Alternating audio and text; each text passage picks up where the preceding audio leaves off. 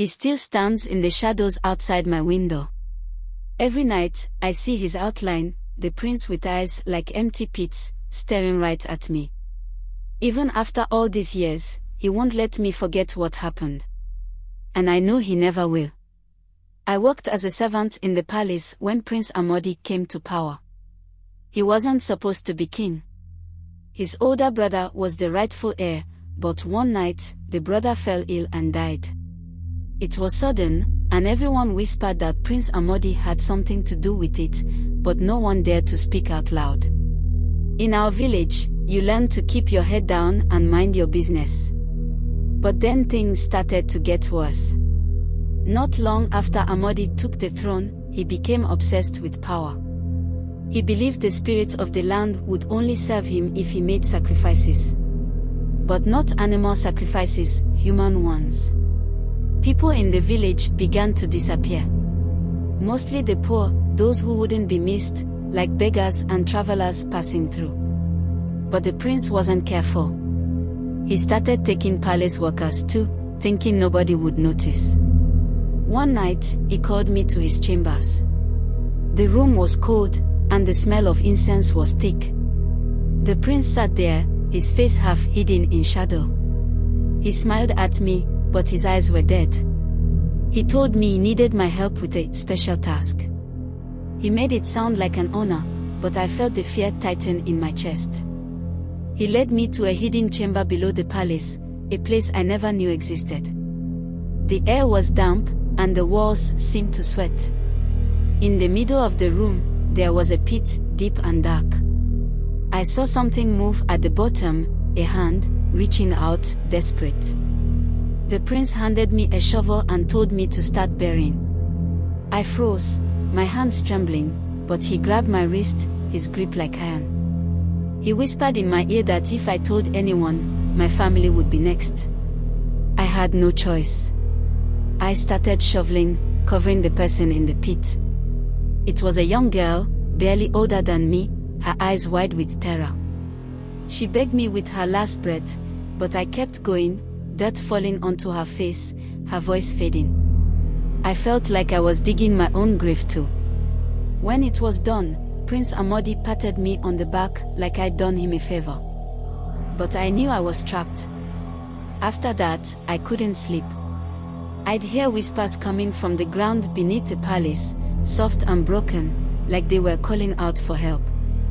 I saw shadows moving in the corners of my vision, and I swear sometimes I heard the prince talking to them, like he was making deals with the spirits of those he'd buried.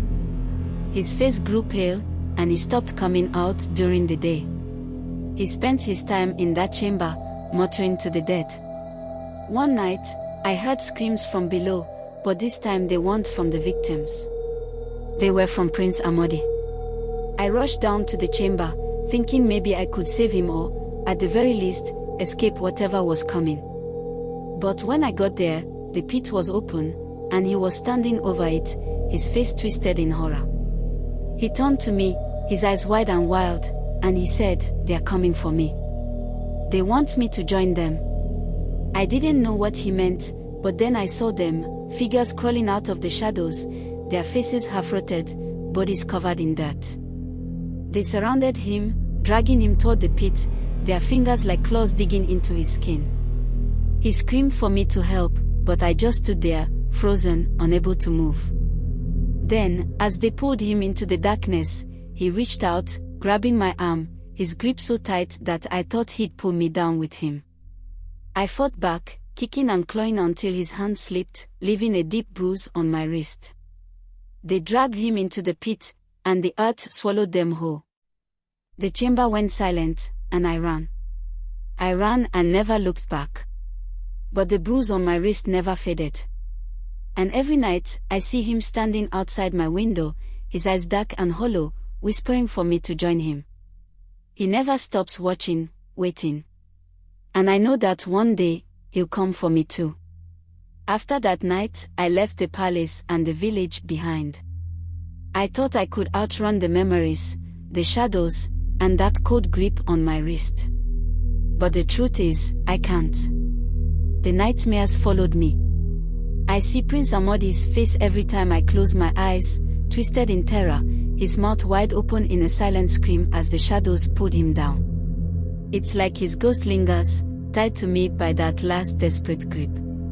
I moved to a small town far away, started working odd jobs to make ends meet. I didn't talk about what happened, not even when I drank with the other workers at night. But I noticed things. It started with the small stuff, candles blowing out for no reason, windows rattling in rooms where no breeze could reach. Then I'd find muddy footprints outside my door in the mornings, like someone had been standing there all night, watching. Once, I heard scratching on my window, slow and deliberate, like fingernails dragging across the glass. I forced myself to look, and for a second, I saw him, Prince Amadi, his face half covered in dirt, staring at me with those empty eyes. He was mouthing something, but no sound came out. I shut the curtains and stayed up the rest of the night, but his shadow never left. I tried to convince myself it was just guilt eating me alive, that maybe I imagined it all. But then people around me started disappearing, just like they did back in the village. A neighbor I spoke to every morning, the old man who sold yams at the market, the young woman who lived 2 doors down. They'd be here one day, gone the next, and no one seemed to know where they went. The last time I saw the old man, he was acting strange, like he could see something behind me that I couldn't. He warned me in a low voice, said something about the spirit that follows. But I didn't ask him to explain, and I wish I had. One night, I woke up to find dirt on my floor, leading from the window to my bed. It looked like something had been dragged. I followed the trail out to my front yard, where a fresh hole had been dug. Inside was a single object, an old silver ring, the kind the prince used to wear. My hands shook as I picked it up. The air around me grew colder, and I felt like I wasn't alone anymore. I'm scared to sleep now. When I close my eyes, I feel the dirt under my nails, hear those whispers again. They are louder than before, and they keep saying my name. And in the shadows, I see a figure digging, like he's trying to climb out of the earth. Sometimes, I wonder if he's really trapped in that pit, or if he's found a way to walk among the living again, just to make sure I never forget. I'm writing this down because I don't think I have much time left. The scratching at my window is getting louder, and I think I can hear his voice clearer now. He keeps saying the same thing, over and over, "It's your turn." I can't keep running, and I know he won't stop until I pay for what happened that night. If you find this, don't try to find me. Don't come looking for answers. Some things are better left buried, and some spirits should never be disturbed. But if you hear whispers in the dark or see muddy footprints outside your door, maybe you should look a little closer.